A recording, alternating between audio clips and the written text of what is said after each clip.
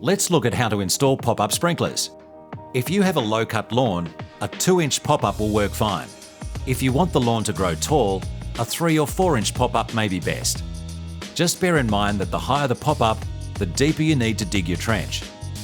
For a 4-inch pop-up, you'll need around 150mm deep trench, since the fitting will add extra height. First, you'll want to use thread tape for a watertight connection. Simply wrap the thread tape around the 19mm fitting. Now screw the pop-up onto the thread tape. It should go on easily, all the way to the bottom of the threads. If it gets stuck, you may have too much tape.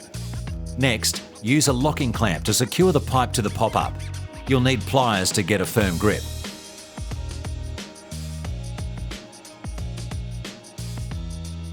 Lay the pop-up in the trench, positioning it so the head sits level with the lawn grade.